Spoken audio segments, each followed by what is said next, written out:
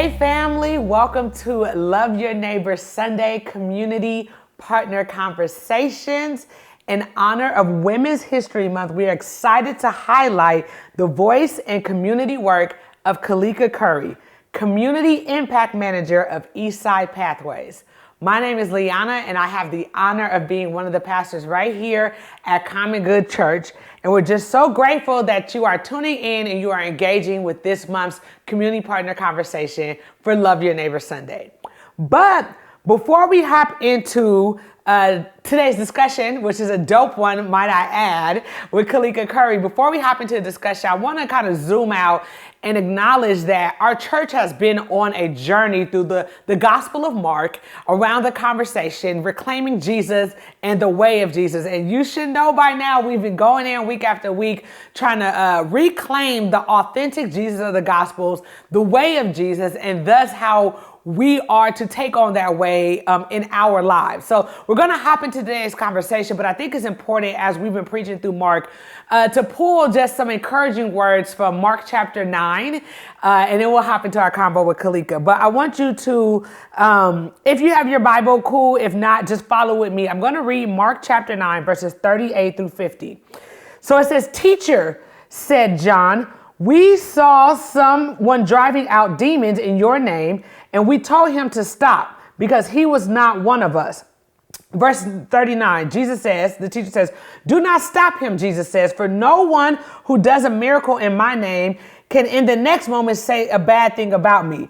For whoever is not against us," come on somebody, "is for us." I'll say it again. "For whoever is not against us is for us." I already want to preach, but I'm not going to preach today because we have a conversation to hold. But whoever is not against us, Jesus says, is for us, is redefining what it means to be about the work of Christ. It's not just about the titles you hold of Christianity. It's not just about aligning with certain sects or aligning with certain denominations or aligning with certain traditions or practice. Jesus is more about who is for the work, who is for the message, who is for that same good news that I am about. Whoever is not against us is for us. Truly, I tell you, anyone who gives you a cup of water in my name because you belong to the Messiah will certainly not lose their reward. This is the chunk I want to focus on. Verse 42. "If anyone causes one of these little ones, those who believe in me, to stumble, it would be better for them if a large millstone was hung around their neck and they were thrown into the sea. If your hand causes you to stumble, cut it off. It is better for you to enter life maimed than with two hands to go into hell, where the fire never goes out." Verse 44. "And if your foot causes you to stumble, cut it off. It is better you enter life crippled than to have 2 feet and to be thrown into hell." Jesus is emphasizing whatever the things are in your life that are hindering you and hindering others from being able to walk into the fullness of the kingdom of God and experience this new life, this abundant life, this flourishing life that God is offering you and others. Anything that shows up as a hindrance to that, i.e. sin, do away with it. Verse 47, "If your eye causes you to stumble, pluck it out. It is better for you to enter the kingdom of God with one eye than with 2 eyes, and to be thrown into hell, where the worms that eat do not die and fire is not quenched. Everyone will be satisfied with fire." Verse 50, this is a good one. "Salt is good, but if it loses its saltiness, how can it be made salty again? Have salt among yourselves and be at peace with each other." This is the exhortation. This is the encouragement for today. Salt is good.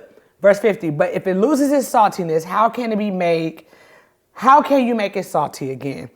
Have salt among yourselves and be at peace with each other." We're talking about reclaiming Jesus and the way of Jesus. And in essence, the way Jesus expects, desires, calls us to be in this world and in this earth. And one of the metaphors that he uses in this passage, and which is consistent in other passages of the Bible, is that God has called us to be salt in the earth. Last week, I preached a sermon on do away with your traditions, right? That to the degree that it is hindering you from being transformed by the truth of God's word and by the truth of this gospel message, this person of Jesus Christ. And so what I would encourage in us to think about as we're thinking about what it means to be salt in this earth and to do good, right? Is to do away with the idea of the package that goodness comes in. Everybody doesn't have to be labeled by the same denomination you're labeled by. Everybody doesn't have to have the same spiritual background that you have. Everybody doesn't even have to call themselves a Christian. The question is the work of their life, are they being salt in this earth? Are they doing good? Are they not hindering the message of Christ, but actually advancing this goodness in the earth? And so it says right here, salt is good, but if it loses the saltiness, how can you make it salty again? Have salt among yourselves and be at peace with each other. Have salt among yourselves. What does salt do? What is the quality of salt? Salt has so many different qualities and so many different attributes and values to it. But the three that I thought of were salt is a preservative, salt is a purifier, salt is an enhancer. And if you think about our lives, or you can ask of yourself, are you a preservative? Do you help preserve life? Are you a purifier where there's evil, where there's wrongdoing, where there's injustice, where there's oppression? Are you showing up on the scene and being a part of the purification process, or you are allowing it to advance? Are you an enhancer? Do you enhance a person's life? I'm a cook, or I like to eat. So I understand the value of salt. When you add salt to an item, it enhances the flavor that is there. It makes it better, right? So when we're talking about salt, are you an enhancer? Am I an enhancer? Are we advancing and enhancing the lives of people? Do we make them better, or do they end up worse off because of their encounter with us? I bring this to the table to say today's discussion, today's conversation, community partner conversation with Kalika Curry is so meaningful and powerful and to me because Kalika is salt. Over the past 15 years, Kalika has focused on racial equity, adaptive leadership, facilitation, and collective healing practices to reshape relationships and outcomes for young people in our community. I pray today that you are encouraged and that you are inspired by today's discussion. Let's lean in together. Yes, so well, good to see you. Good to see your face and still virtually, but nevertheless meet you. And thank you for being willing to just be in this space. So how would you answer this question? Who is Kalika Curry? Wow, I don't think anybody's ever asked me that question before. That's right. Yeah, it's a difficult one, but it's also like, who do you see yourself? Who are you? What does that mean to be Kalika Curry? Like if you were to, what a gift to be able to like reflect on that with you. Well, I think the first that makes me think about the fact that I'm an extrovert. So I really appreciate being able to process out loud with people. So that's definitely a part of who I am. But I'm also an only child. So I really enjoy time to myself. I have 3 children, 2 are in high school and 1 is in his last year of elementary school. Almost not a baby anymore. He's already not a baby. And it's like so hard because I'm a big cuddler. And like, one of my favorite things as being a mom was what we would call it making a pile of puppies. And I would just like stack all my kids up on me. And now all of them are like, ew, that's gross. Like, why? Like so that also means that I have a dog because he will cuddle with me. And we also have a bearded dragon. So I think that's another part of me is I'm a big cuddler, but I'm really picky about who I cuddle with, which I think everybody should be. So I have a dog, a bearded dragon. When I think about like, who is Kalika Curry? God, like, it's interesting because like my name means a lot to me. Like the blessing of my name, right? Like this idea, my dad gave me my first name, Kalika, which means like rose or beautiful flower. And it's just so sweet, right? And then like being a Curry means something to me as well, being my father's daughter, and like my dad's a baby of 12. So I've got a big family on that side. Mm-hmm. And then my mom, her name's really cool. Her name's Sandra Dee, like the actress. Yeah. And my mom is a baby of 4. And so not a huge family there, but I have a really diverse family. My mom is white. She was born in Hollywood. She's so smart. She's so creative, works in the music industry. So that's a big part of who I am. I grew up in the music industry. And then my dad is from originally from Louisiana, but he grew up in Texas and then here in Seattle. And so I think being Kalika is really about racial and cultural diversity.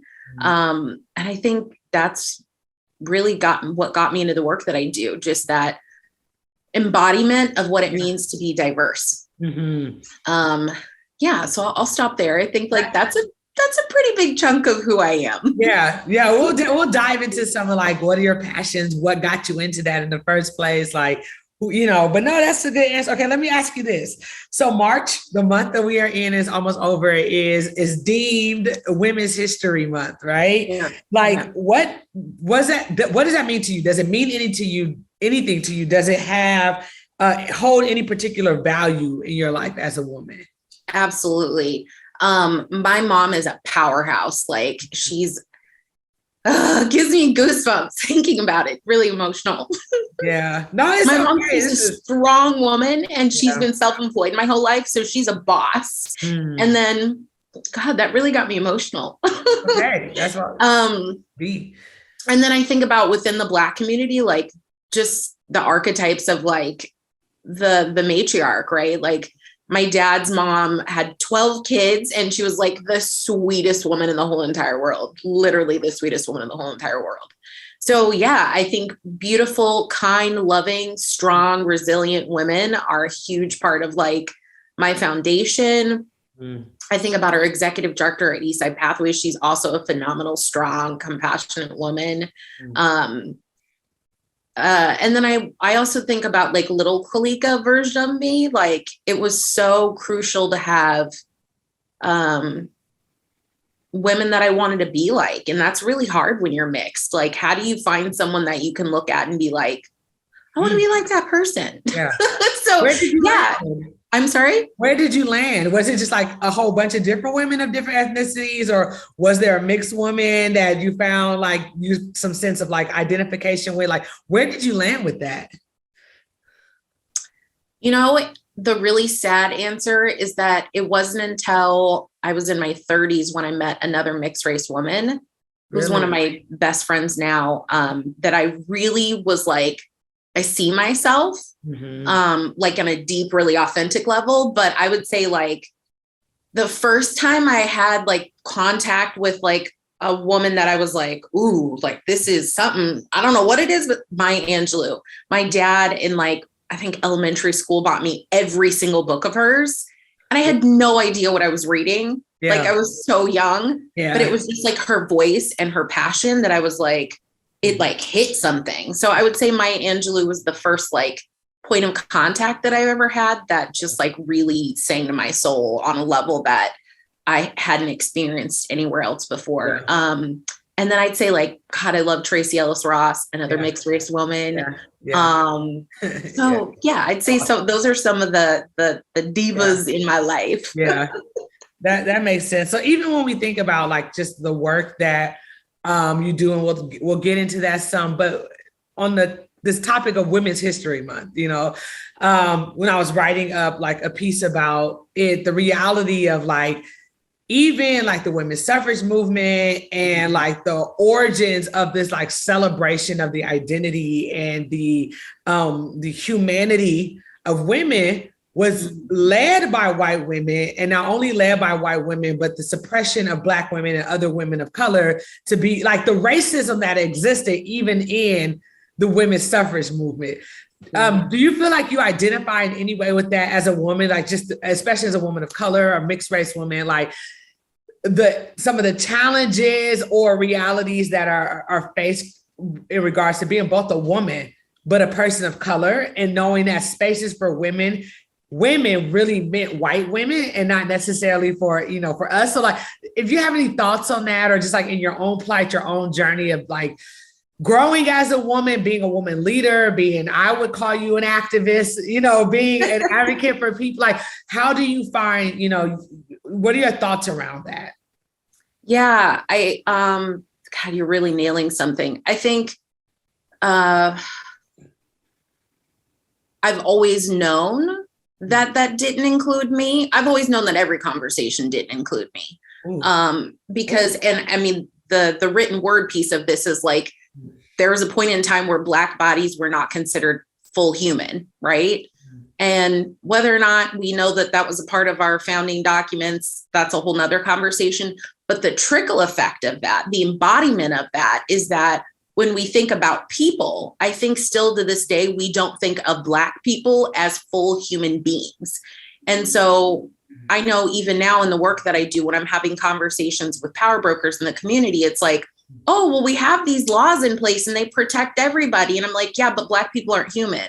And I say that to them because I'm like, I need you to reconcile the fact that like deep down somewhere in you, you don't think that Black people are full humans, right? And so when we think about the experiences of Black women, I think about, you know, giving birth to my kids and the experiences I had, and not, I mean, Serena Williams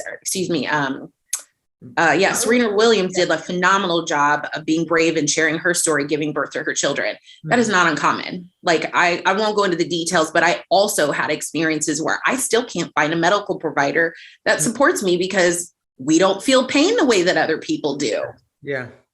Right. And so absolutely there's this like partition between Black people. It doesn't matter our gender. Like there's this partition that says like, if you are experiencing life through a Black body, you absolutely are not involved in any conversation because people still haven't reconciled that piece that we're not a full human. Right. Like, and I'll say like, I know a couple of years ago, like we kind of started to like poo-poo on the word articulate. I want to add the word resilient to that bucket. Like, I am so sick of like, Black women are so resilient. I don't want to be resilient. Right. I don't want to be.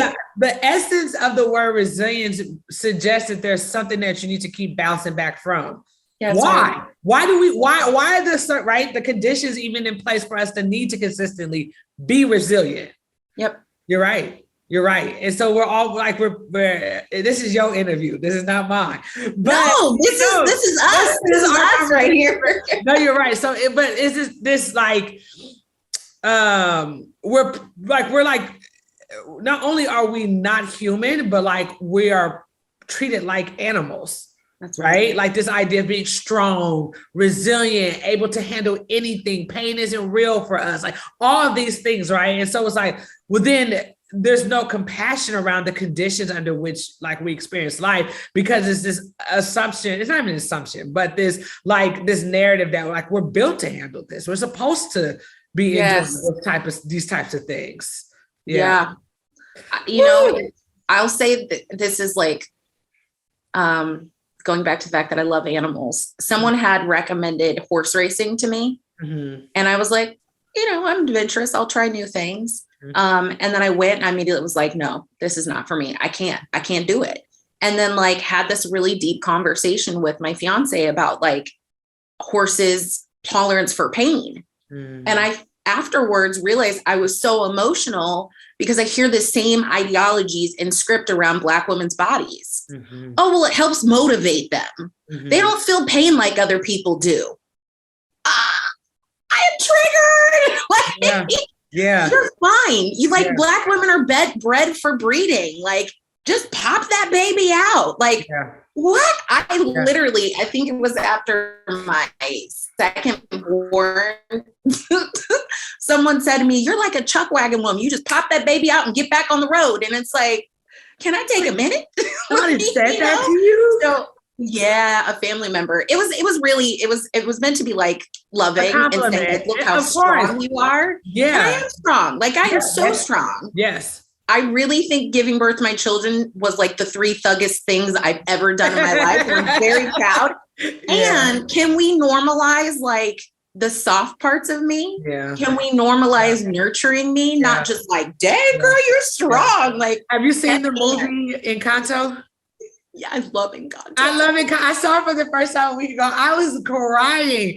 We are treated like, what's her name? Ilsa, right? The super buff one, right? Like, and she's like, yes, I'm strong, but sometimes I cry too, and that really affected me. It was like, it's not an either or. And it's like, it's okay to feel weak. She's like, last night I felt weak, and like these moments of just like, if that is not the story of the Black woman, I don't know what is, and so many other, the perfectionism and all the other things, that just, I think women struggle with in general, but specifically that piece stood out to me. But okay, so let's keep going. What are you passionate about and why? And I'm gonna ask you that. I said, I'm gonna ask you, what are you passionate about? Yeah. And why? Yeah. And then along with that, what grounds you and what motivates you? So you can kind of answer that all together if you want, because it probably, so what are you passionate about? Why? Like why do you care? Whatever that thing is that you're passionate about, what motivates you, what grounds you, and what motivates you? Yeah, thank you. It's a great transition from this last question you asked me, because the thing that I'm most passionate about, and I think I'm just like being moved deeper and deeper into it, is just like healing work.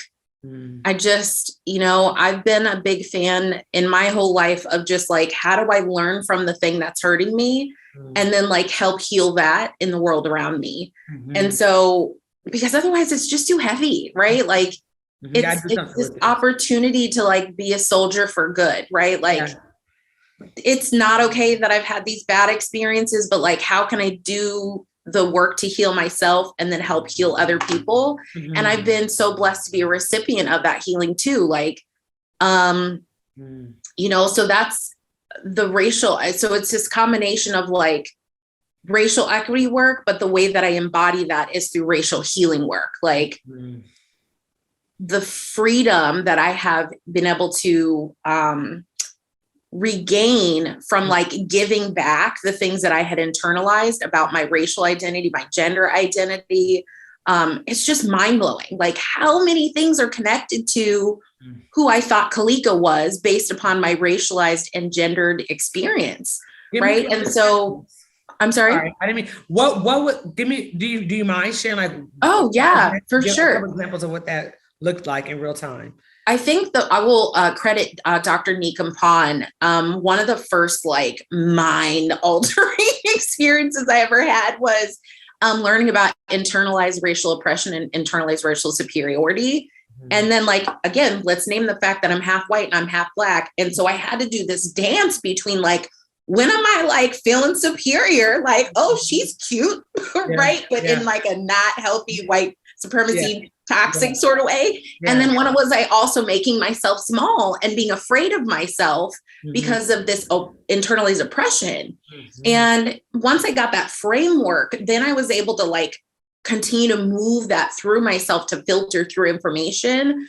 The next layer was then, and it's crazy because then I get to reflect these things back with my parents. The next layer was a dear friend, Kate Byermuth. She's a phenomenal artist. She gifted me and my eldest son a trip to the social emotional, supporting the needs of the, it's saying SENG, supporting the emotional needs of the highly gifted. She took she was like, have you ever been tested for being gifted? And I was like, no. And she's like, I think you should go do this thing. And I went and I was in this room with, they had all these workshops and I was in this one workshop around like being gifted in the workplace. And there was this Black woman on the other side of the room. And she started telling the story of like, sick of being told all these negative things about her. And she was like, if you can't handle the deep end of the pool, get in the kiddie pool. I'm not going to make myself smaller for you. And I was like, oh, I get to feel that way. I get to believe that. Yeah. And she was like so unapologetic about it. She was like, if you can't swim in the deep end of the pool, boo-boo, that's not my problem. Like, I was like, I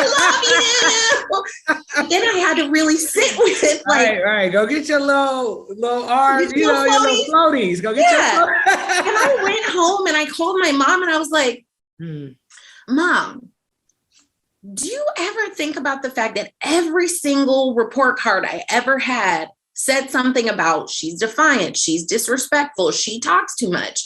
And then I had to sit and think about during that time, what did it mean for a girl to be smart? And don't let it be a Black girl. You don't even belong in this classroom, ma'am. So I had to really, then I, like, once, here. Oh, I'm sorry? Grateful that you're here. Be quiet. I just, be unseen. Yeah. So then being able to investigate how much of my internalized oppression today sits with, I'm talking too much. Don't seem smart. Being smart is bad. Like, I literally have a visceral response when I think that I'm smart.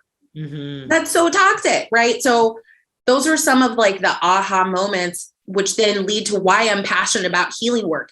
There are people walking around here not living through their gifts because there's so much internalized oppression, right? And all we know, like Kimberly Crenshaw, intersectionality, the more identifiers you have that land in the oppression bucket, the harder it is for you. And I'm like, I've been sleeping on myself this whole entire time. And I refuse to be in rooms with other people who are beautiful and brilliant, who are also sleeping on themselves because of all this internalized oppression.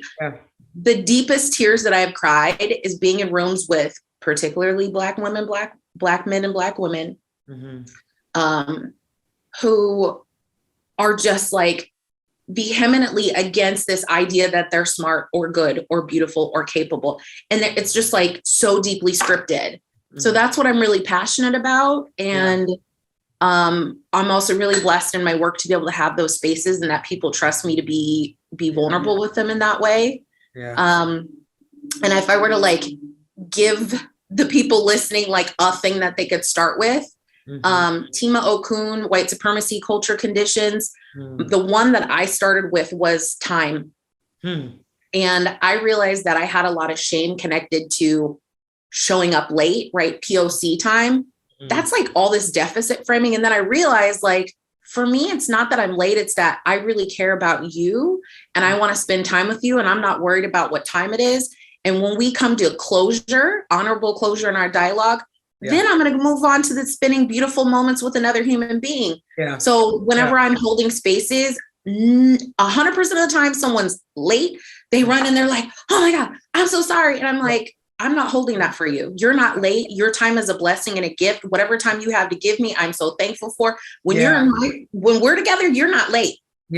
Let's do your time is a gift. Like, you don't owe me, and I don't care what time it is, right? So those are the examples of like doing the intellectual exercise of investigating where those things are continuing to oppress us. And then like actively working to disrupt them, right? And that's racial equity work. So that's what I'm passionate about is, doing the intellectual investigation, but then embodying them. So it doesn't just stay this intellectual exercise. It's really doing a healing work to say, every time I feel shame around being late, I don't value time orientation. I value people. And I refuse to continue to indoctrinate myself with, it's 3:00. I don't care what time. The time is now. The time is to be with one another. Like, that's my orientation. Oh, I like it. I like it. I'm going to ask you what racial equity means in a second. But I want you to answer the other question, like, what grounds you? It's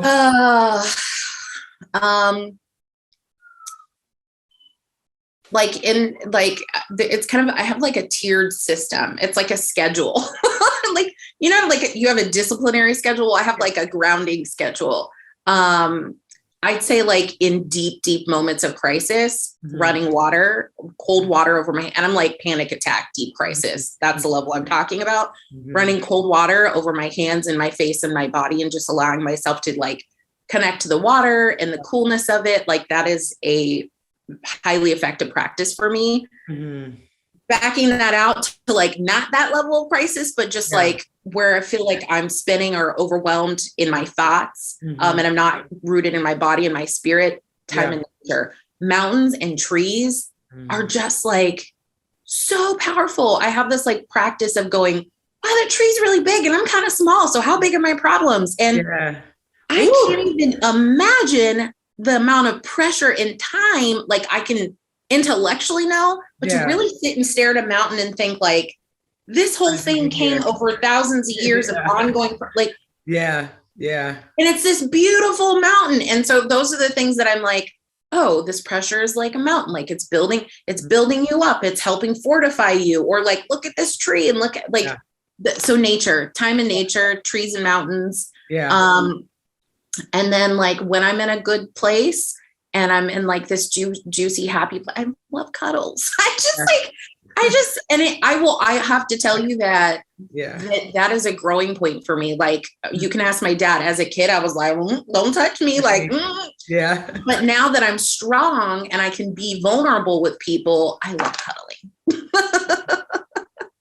I love it. I love it. So let's go a little bit into like the work that you do and like even some of the language that you use. So like assuming I just jumped on, I'm watching this interview. It's the first time I ever heard the term racial equity. Like, of course they can Google it, but in your words and your experience, what does that mean? Yeah. Well, for me, it's a verb, right? It's the doing of it. And the doing of it is being accountable and responsive to the impacts of the social construct of race. Mm-hmm. It also means being responsible to the impact of the social constructs of race. I just had to say that again. I appreciate keep going. Yes. And then like the second layer to that, the deeper layer to that for me then is also recognizing that we all benefit from what is, right? And that's this deeper level. One of my dear friends, James Whitfield, also fire. If you want to connect with him, he's got a really great TED Talk too. He talks about equity work being like thinking about like the real estate market. Mm-hmm. When you own a home, you get this interest, like you gain wealth, right? And when we think about the antithesis of like the anti-Blackness part of racism, Black bodies were working, but never benefited from the work that they did. Mm-hmm. And then even after slavery ended, they were still working, but the system had been designed so that we could never continue to have like intergenerational wealth. So that's why that second layer of like being able to benefit from being, and I'm not even going to say working, I'm going to say benefiting from being. Oof. Because when we know like white advantage is like, I benefit by being. Mm-hmm. I benefit by being a male. I benefit from being able-bodied. I benefit from being white. Like, I don't have to do anything. Cisgender. Right? You just by being. And that's one of the other things that's really important about the healing work is, particularly for people who are coming here for the American dream, like this ideology that if I work really hard, I'll be rewarded. That's not how capitalism works. You work really hard so other people get rewarded. Mm-hmm. So that's that second layer. Look, I call it job security. Yeah. So that's what racial equity work means to me, is just that accountability and responsiveness to the impacts of the social construct of race.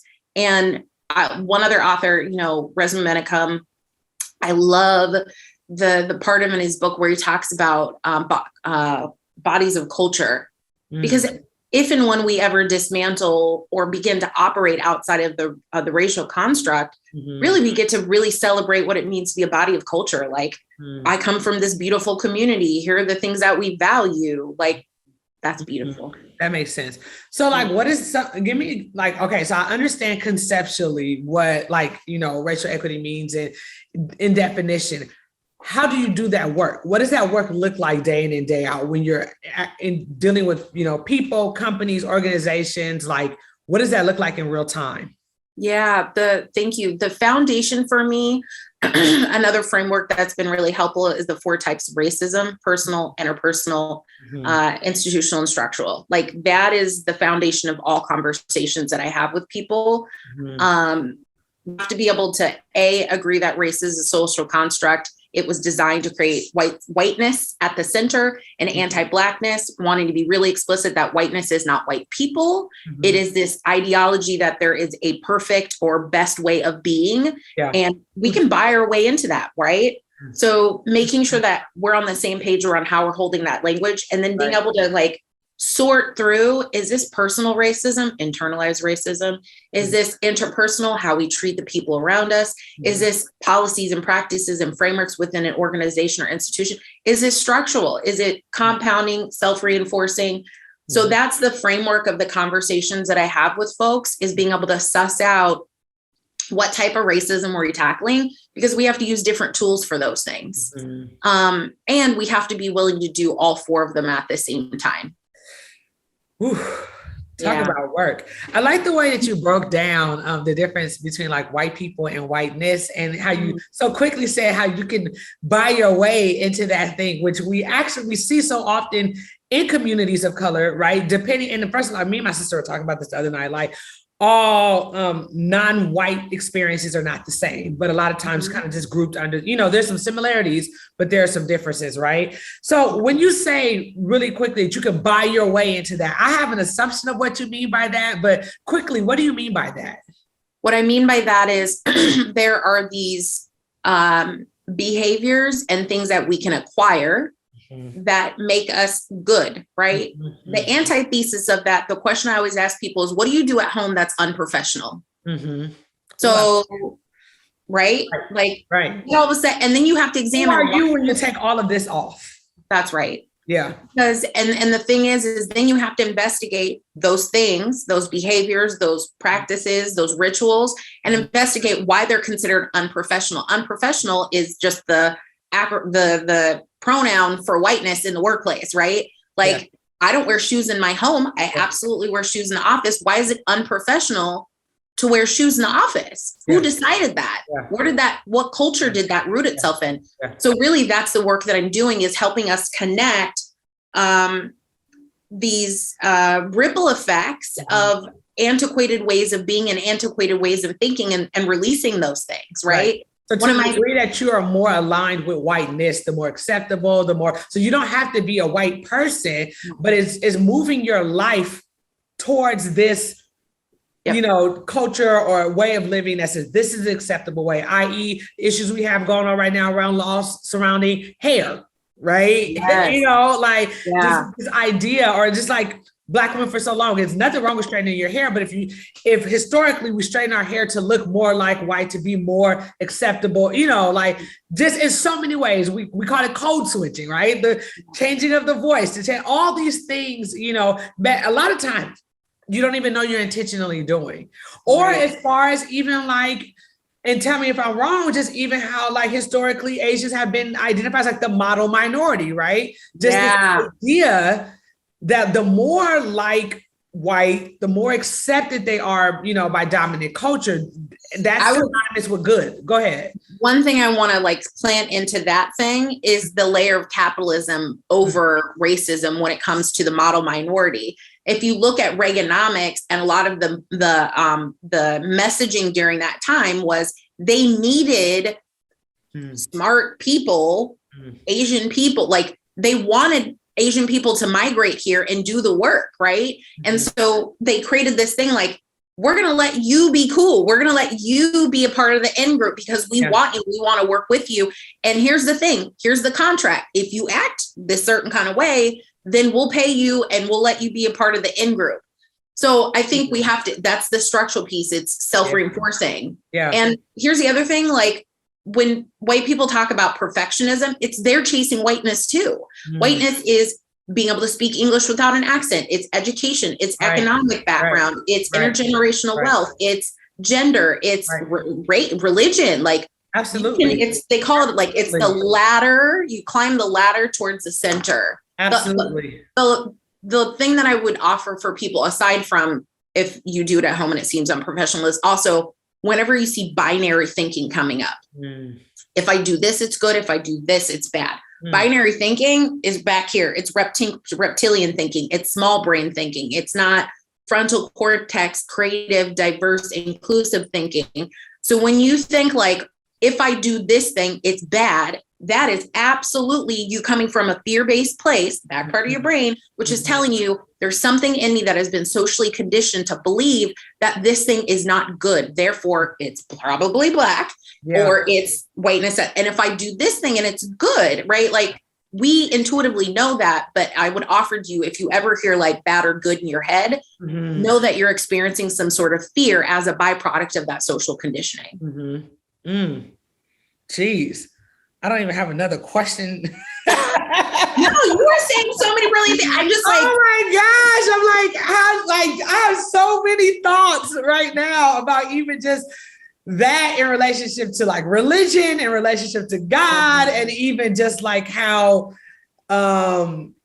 just like, I think when we talked, I told you about how we're on this series on like reclaiming Jesus and the way of Jesus and the authentic Jesus of the Bible versus how Jesus and religion have been used to control. My sister and I were talking about like the whole fear-based, situation. It is so deeply ingrained that it goes even down to people's relationship with God. You know what I'm saying? And their understanding of like, and which is so much why I think even like it's scary, but even just how a lot of people, when you see God or especially in like Christianity's image of Jesus, it's immediately like this image of this white man. And I think about like, when you think about control, you think about power, you think about what's good, what's right. I have not actively in my life been a slave, but it's amazing how like proactively like divorcing this idea of like this controlling slave master who deems what is good, what is, and saying like, God's not like that, but religion has definitely done that. And I think it goes along, like you said, when you're saying these things that are more like whiteness, which is why a lot of Black people and even people of color are deconstructing their faith and either leaving Christianity or reassessing like what Christianity means to them. Like what is this? What have I bought into?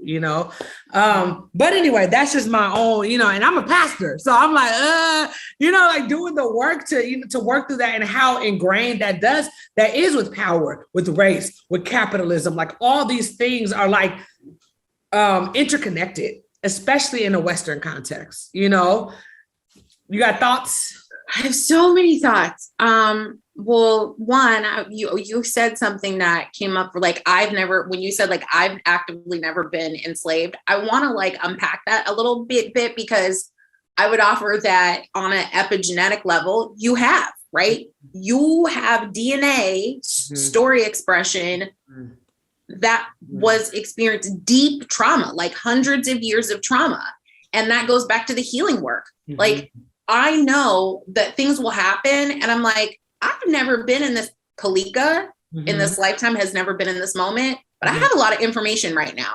Like, I know not to eat bad berries. Like, knowing that whole thing is on an epigenetic DNA level. And so there is trauma that I'm holding in my body. That's why we see diabetes and high blood pressure. It's not just our trauma in this lifetime, but it's compounding trauma. And so I think we do have to bring our elders and ancestors into this present moment with them because they need our healing too. The deepest thing for women in particular, because it's Women's History Month, is women are born with their eggs, which means I was in my mother's ovaries when she was in her mother. So whatever happened to my grandmother happened to my mom, happened to me. And then when I was in my mother's womb, my daughter was there, and so bare minimum, we have to look and examine that. Like Gabor Mate is a phenomenal speaker on intergenerational trauma and epigenetics, but like, absolutely. So when I think about like the experiences of my Black grandmother, you see what I'm saying? Like women in particular are carrying this DNA expression on. And so what happens to us in the womb, that has an impact. The other thing, so I wanted to touch upon that.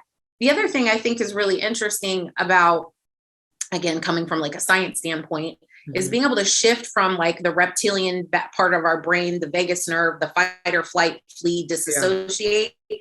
The thing that allows us to get out of that is am I safe? And I think that's why people flock to being in community. Being in the church is this sense of I am safe, I'm with my people.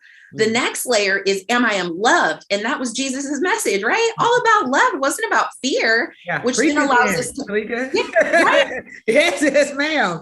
Yeah. Right. And so then by knowing that we are loved, then we're able to access the best part of ourselves where we can be creative and problem solvers and learn from one another.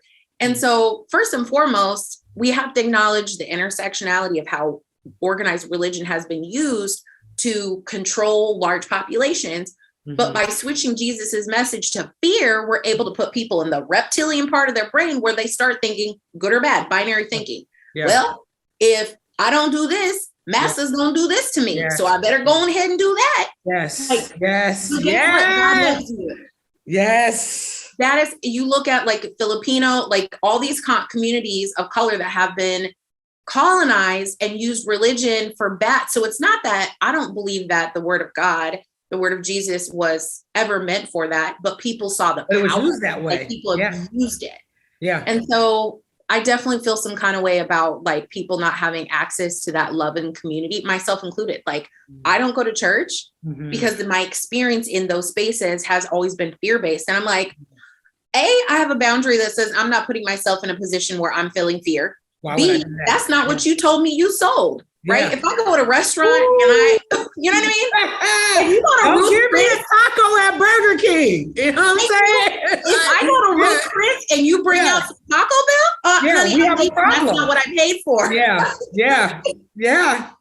You know what I mean? Yes. I don't eat red meat, so don't bring me a steak. Like that's not what you said you were going to serve me. You said you were serving me love. Yes. Like, that's not my lived experience. Okay, two more. You kind of answered my last question because my last question was going to be, in your opinion, how can churches and communities of faith be more intentional and successful at engaging and impacting the community, specifically on the East Side? But I think, and you can still answer that in a second, but I think that it goes back to the question A, like if people are going to these communities, one, for safety and secondarily for love, are we communities that are providing that? Like point blank, like are our churches, doing the work to make sure that all people from all backgrounds, from all, statuses, gender, sexual orientation, and historically the answer is no, and are we being intentional about creating that space? But we can come back to that one. But I did want to ask you a little bit specifically about your job. Like, what does it mean for you to be a community impact manager at Eastside Pathways? And how do you assess if you're actually impacting the community? Ooh, those are good questions. Put me on the hot seat. No hot seat. Just like, just curious on whether that's professionally or personally. If you're like, this is what it means, this is what my job means to me, and then this is how I know if I'm actually producing or not producing, but impacting in a way that is meaningful to me. Yeah, I think, well, first and foremost, part of my leadership is never coming from a place of like knowing, right? Like I just have to stay in a place of curiosity, of examining like, what's the story that we're telling ourselves and how much of that is true. There's this thing called like targeted universalism, where we say like, when we use universal strategies, we're just blanket statement, like, everybody uses a urinal. What? No, everyone uses a bathroom, but not everybody uses it, right? So everyone uses a bathroom is a universal statement, or can use a bathroom, right? Targeted universalism says, and some people need a wheelchair accessible stall, and some people need a urine, right? So for me, being able to dismantle this idea that there's a universal truth, like that's one of the ways I measure if I'm doing a good job, is like, am I using universal thinking in this moment, or am I staying in a place of curiosity that says like every single human being, from like a market research standpoint, we could say like end user, every end user has their own specific experience. And I want to be able to build a relationship with as many end users, community members as possible to continue to grow and understand. So my ability to hold space for multiple perspectives is how I assess if I'm doing a good job or not. And as I build relationship and been able to be authentically in community with more broad, diverse types of people, the more input and feedback I'm able to get on like, what are the ripple effects of the work that we're doing? And again, being Women's History Month, it's kind of ironic here. Yeah. One of the most hard things for me to reconcile was hearing from Black and Latino women in our community that the ripple effects of our work was actually causing harm for them. Right? Because it's like people are saying, oh, we're still in this like hero mindset, like we're going to rescue people. Right? And then who gets trampled in that? Women of color. Because they're women, so therefore they must be feeble and unintelligent and they need people to help them. And then they're also brown, so they're probably uneducated and they're probably poor. Like all the stories we tell ourselves about these people, lack of respect. So essentially just like being able to be a good listener and stay curious and understand as we're trying to change communities, practices, and policies with people, that I'm staying open and in relationship with the people we're trying to create change with, to make sure that we're doing that in an honorable way. Because to your point earlier, like our historical ways of being haven't been about honoring and respecting people, equity, being able to benefit from being. It's been about controlling and making decisions on behalf of people. So those would be the ways that I measure if I'm doing a good job, if we're doing a good job while we're doing the deeper change work. Yeah. And you predominantly, you're working with different organizations and companies. Like, do you seek them out, or do they say like, hey, we recognize we have this need in our organization, and they align with your? So there has been, our organization was founded by, Eastside Pathways was founded by a gentleman.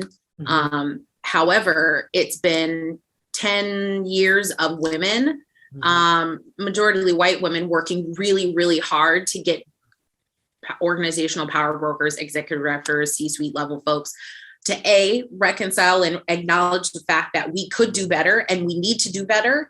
And then to help build like the consciousness around this idea of doing things cross-sector and cross-organization, collective impact. So I'm standing on the shoulders of women who came before me, who did the work to create that value proposition in the community. And then when I slid in, people were already here. People are already like, we need to change outcomes for kids in East King County. We need to do better.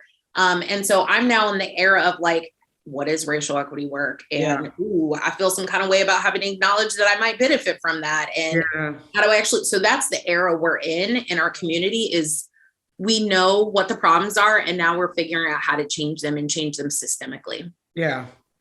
Wow. And then I guess the last part was, how is that work impacting when you say change outcomes for kids? What does that mean? Because you're working with organizations, right?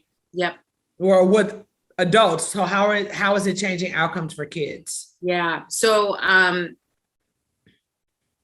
the most salient example I can give, and it's an old example, but like you're looking at like kindergarten readiness, and doing some research years ago, they found that a lot of young kids weren't ready to go to kindergarten because they hadn't received immunizations. Well, you go a little bit deeper and it's like, oh, pediatricians at the time were only open Monday through Friday during work hours. So if you're a person who works multiple jobs, you don't have a car, like how hard is it going to be to get a child immunized, which then they can't go to school. Yeah. Well, that's a school district working with the parents, working with the medical providers. Those are different stakeholder groups, and they have to work, or different sectors. Right. They have to work together in order to have shared understanding of the problem, and then negotiate the terms to make those modifications. So changing your office hours, maybe partnering with the King County to get some sort of like stipends to help cover an Uber or a cab.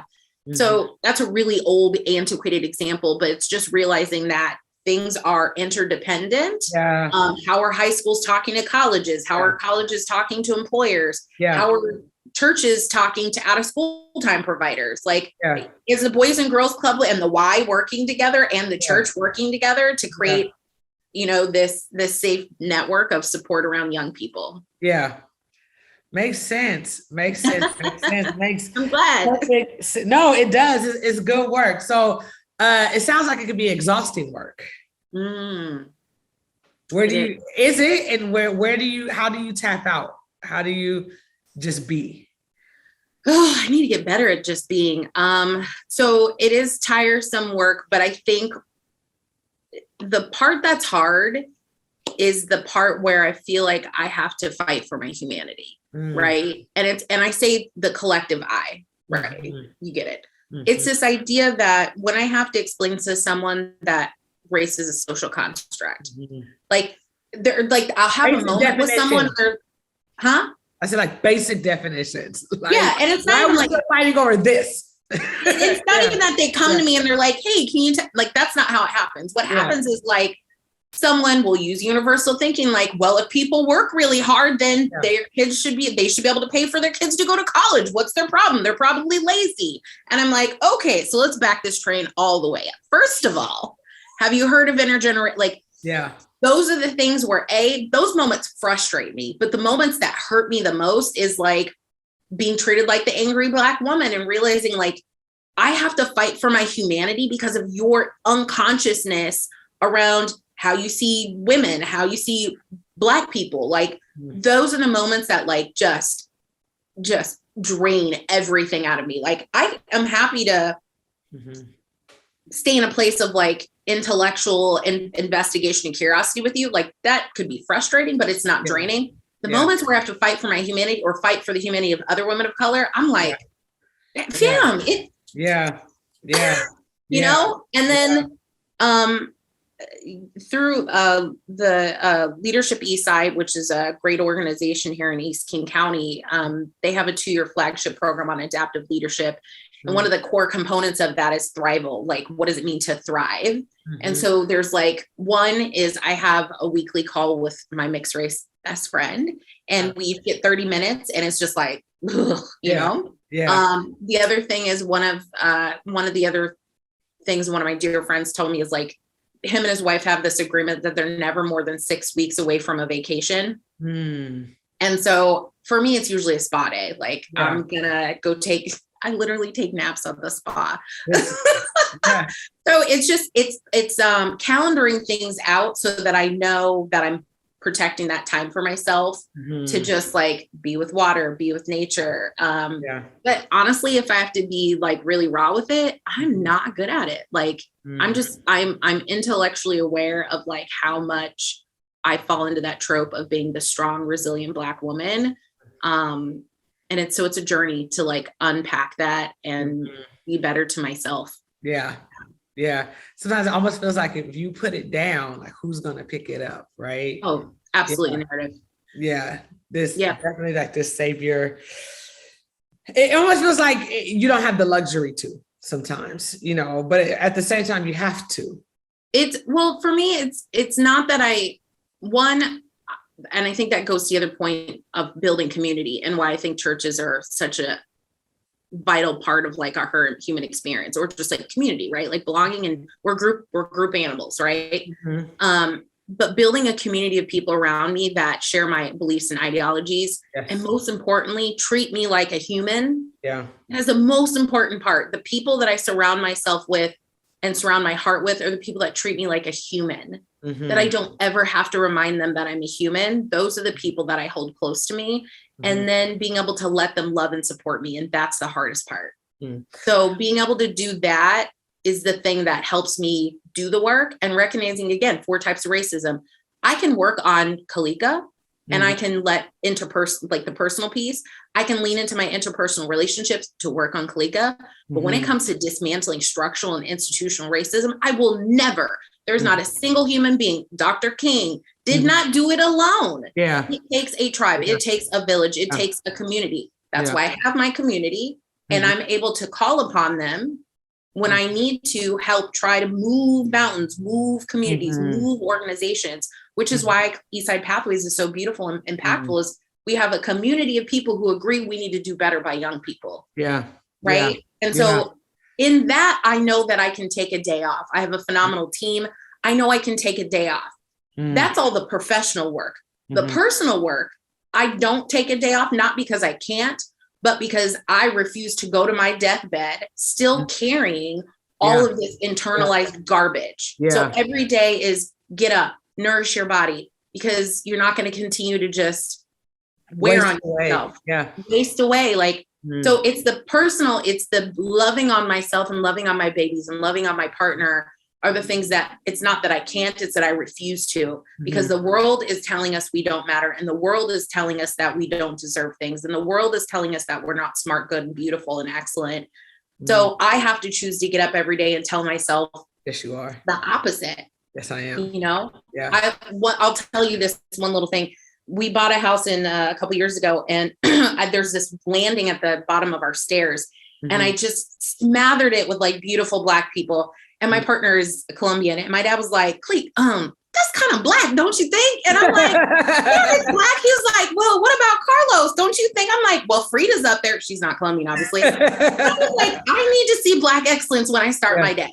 Because it's probably the last time I'm going to be around people that just are shining love on me, unless I've literally actively calendared time with a beautiful woman like yourself, right? Like, and I need my babies to wake up that day. Like, we've got Martin Luther King, Malcolm X, Tupac, Maya Angelou, Frida Kahlo. Like, we got all these beautiful. Do it So if you don't have a wall full of beautiful and white people, you also have a wall full of beautiful Black people. No, I feel you. Okay, I'm gonna ask you this question. This is our last question. I could talk to you for so long, but it wasn't even on here, but you triggered me. What does it mean to be human? To you, you say, my humanity cannot be in question. I need to surround myself with people that validate that I'm fully human. I don't have to justify that. I don't have to explain that. I don't have to prove that. What does that mean? It's a feeling.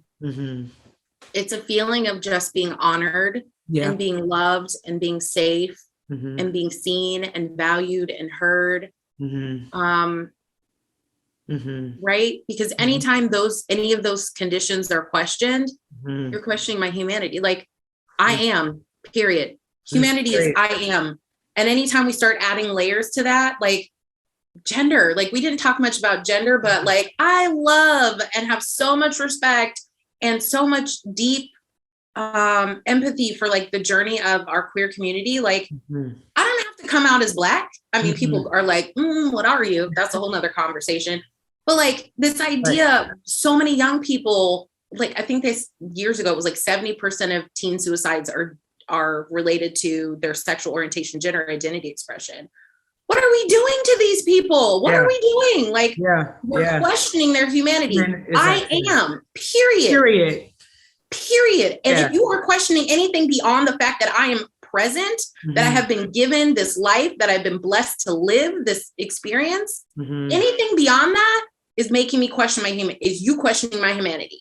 Anytime you put on like, well, you're a lady, so, oh, well, you're Black, so, oh, well, you got, like, anytime you're adding layers onto that, you're questioning my humanity, my existence. And if it's not coming from a place of love and respect, take that elsewhere. Kalika, thank you so much for just being super transparent, honest, for making the time to have this conversation. Like I said, I feel like we can have part 2, 3, 4, 5, 6, but I mean, I just want to honor, I mean, it's definitely opportunity to learn, to grow together, you know, like you said, making sure that we never come in a room like I know it all and I'm the expert. I think that was a really huge takeaway, to always be in a position of curiosity and learning. I think those are definitely some takeaways. And even as this is a conversation that we are creating, types of conversations to moderate for the sake of like our church community, I think it's really good. You know, some of the takeaways, even a lot of times in positions of religion or in the church, like taking on this perspective of being the expert, of being and laying that aside, you know, and creating space where we are always all actively learning and growing from each other. You know, I think that's a really, really huge takeaway. Taking away this like mentality, like I'm supposed to go out there and change these people because I have the answer and I am the expert, and more so like saying like, I believe that it requires a diversity of people to even be in spaces together, to even know more about God in the first place. I feel like the more, like I can't know God independent of knowing you. Like I can't, and I think that like a lot of people haven't gotten that truth. So thank you for allowing me to know God even better just from our conversation today is what I want to say. From experiencing another dimension of the divine, because you took a moment in your day to open yourself up, your life experiences, your perspectives, the ways that you process the world. Like this is an expression of who God is. And so thank you for that today and allowing our community to be exposed to you.